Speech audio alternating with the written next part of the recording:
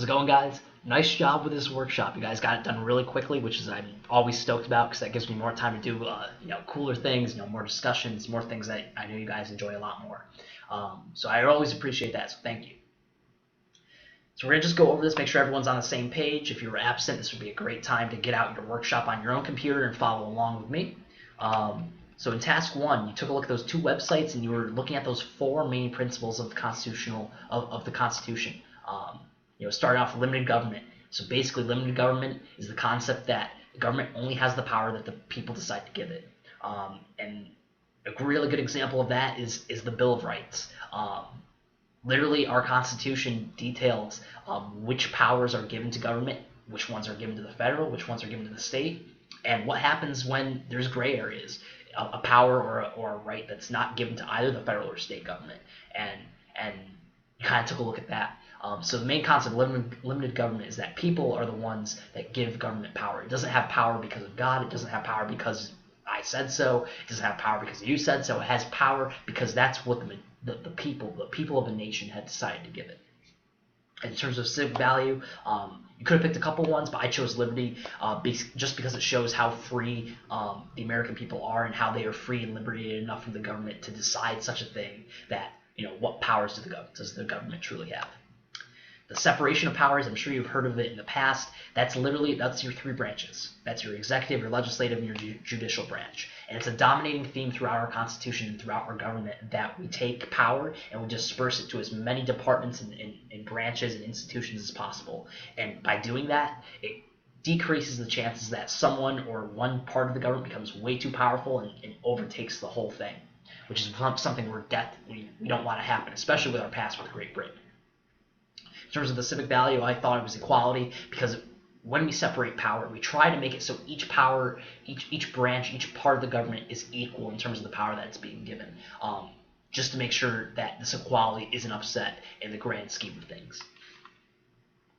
Checks and balances, kind of going along with separation of powers. Checks and balances are specific powers that the branches and the parts of government have over each other to keep each other in line. So, for example, the Supreme Court has the final say over whether laws are constitutional or not. So basically, to make sure that Congress doesn't just pass whatever law it feels like, even if it's for a corrupt purpose, the Supreme Court has the power to say, no, you can't do that, we override you. We have the final say. And that kind of just attributes to equality as well, keeping all the branches in sync and in equality. Federalism. That's going to be on the Regents exam. Make sure you know this one.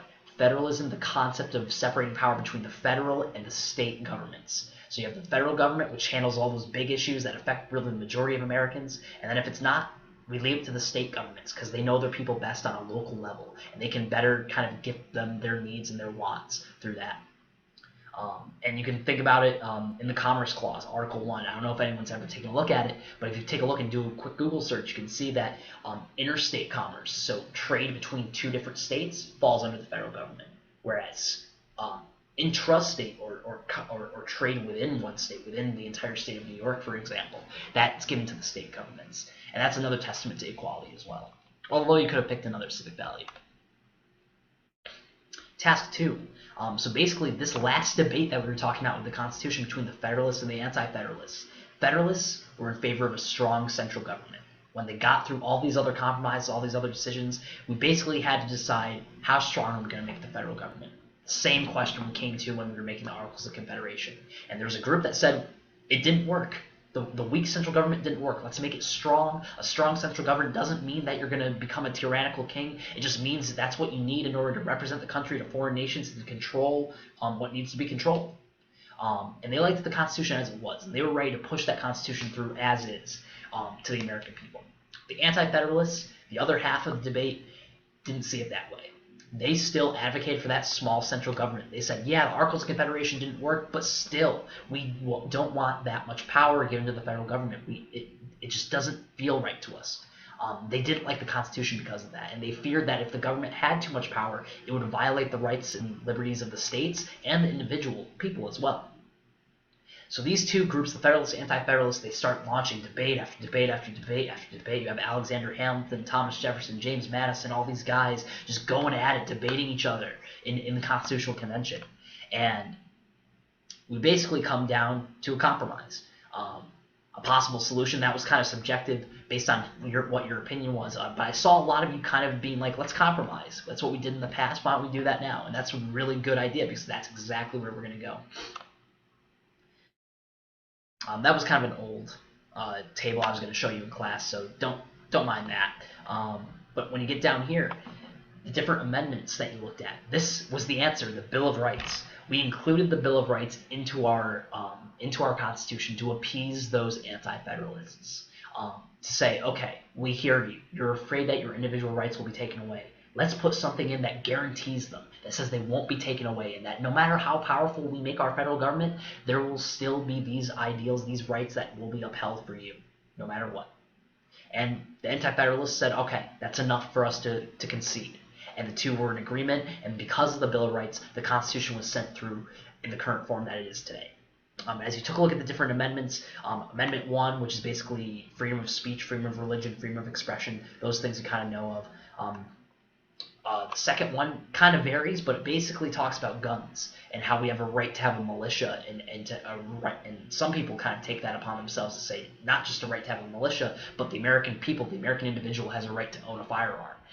That's kind of debatable. That's where we don't know really what they mean. We do know that when they wrote this amendment that they said we have a right to arm our militia and we have a right to have a militia in the first place. But there's nothing that explicitly says that.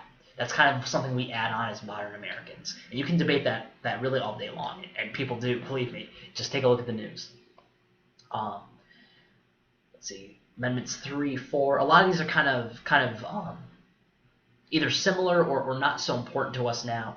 Amendments 4 and 5, though, that's your American citizens will not be searched without probable cause, and that every American will be given due process under the law. So that's your kind of your rights as when you're convicted or you're accused of something in a criminal fashion. You're accused of something by the police, for example. These two come into effect. Same with the sixth one. Each American has a right to a fair and speedy trial. That's important as well. And then these two are pretty important down at the bottom, numbers 9 and 10. The rights of the people are not limited to the Constitution. And number 10, the powers specifically not given to the federal government are reserved to the states.